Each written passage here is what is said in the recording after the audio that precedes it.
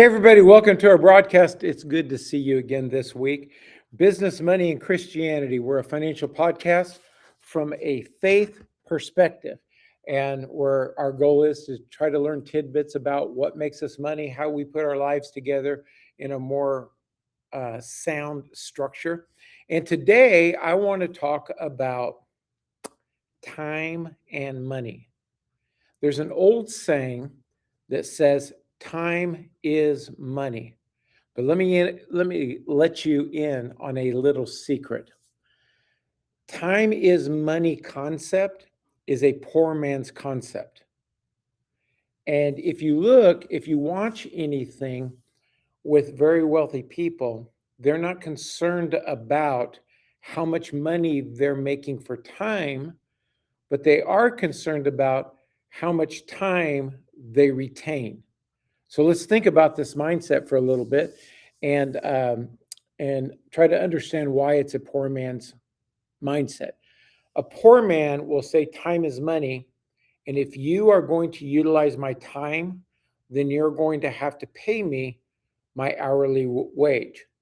It's one of the bad things about here in the United States. Much of your average jobs, they pay a per hour wage, which gets us thinking on the per hour that our time is worth so much money. But really, time is far more valuable than money. Money can be increased, can be made, but time cannot.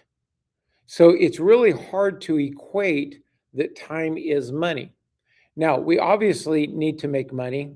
We want to make money. But when we get in the concept of trying to figure out how much money we need to make by how much time we need to spend, we're at the lower levels of the economic cycle. I remember when I was in finance and I was paid an hourly wage. And, if I went over California law back then, if you went over 8 hours in a day or over 40 hours in a week, then you were owed time and a half.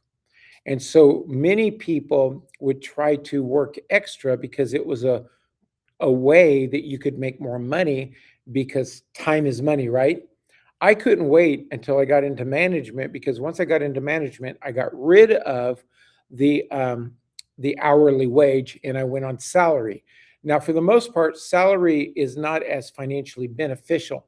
And so why would I want um, to be on a system where I might work more hours and not get paid for the extra hours?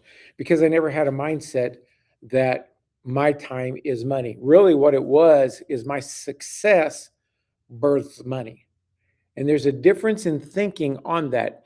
If I reduce my time, my 1 hour increment into an hourly wage, then I'm going to try to figure out how do I get the most hours in there so that I can make the most money.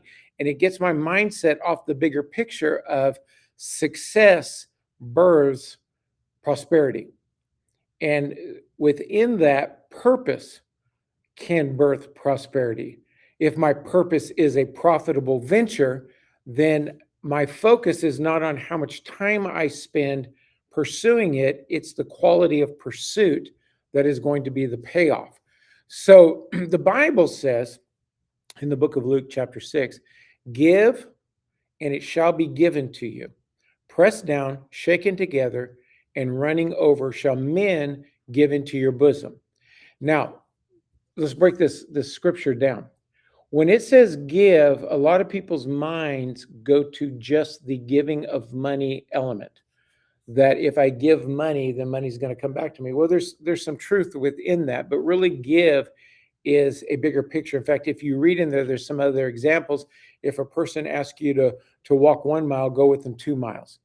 That's giving. You're giving of yourself to go longer to be with them. If somebody asks of you, this, then give them this. And so it's an example of be willing to pursue a higher level than just trying to give to get.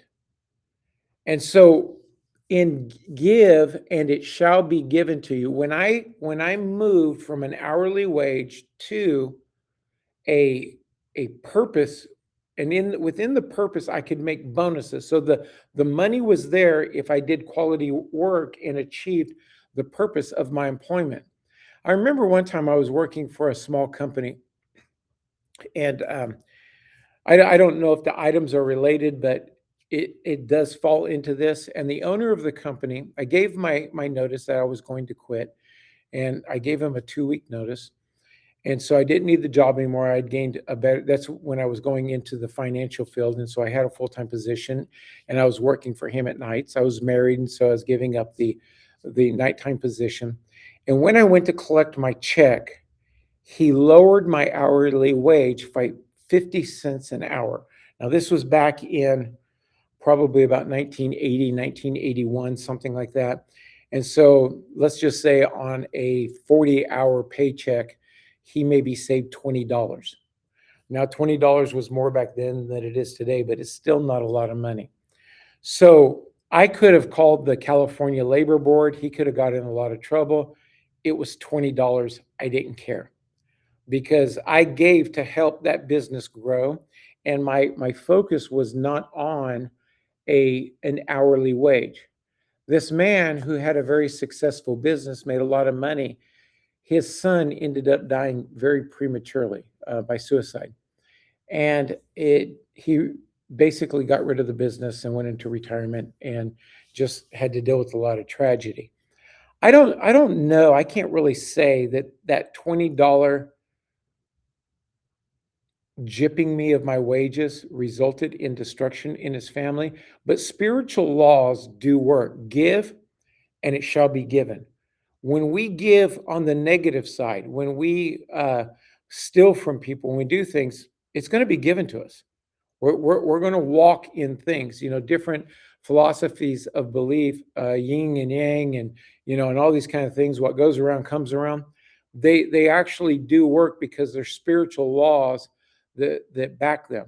So give, and it shall be given. If my focus is on giving the best of me, doing the best I can, helping people achieve their goals, then it's going to come back in a way that is going to increase me more than getting paid for every minute, for every dollar hour that I work. And it's something that is very hard for a lot of people to really understand and grab hold of, because when I work an hour and I get an extra, however much money is for that hour, it's right now, it's visible.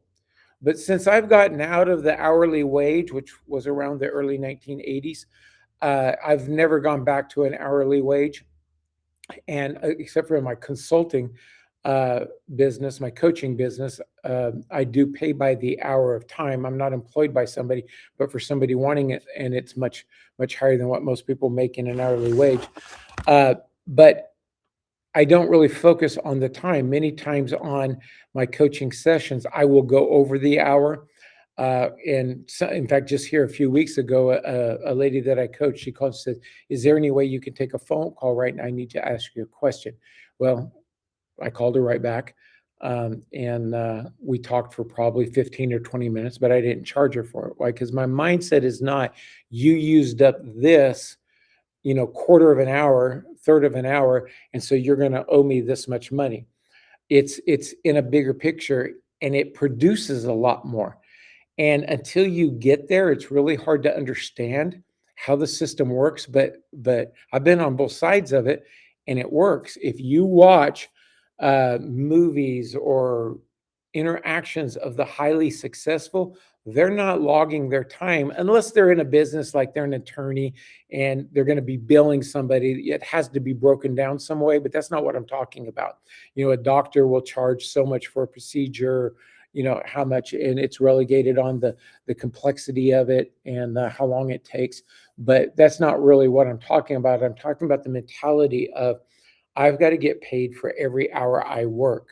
And so I've been a Christian basically my whole life, and I've constantly done things for the church that I've never expected a payment for it. It was just of service.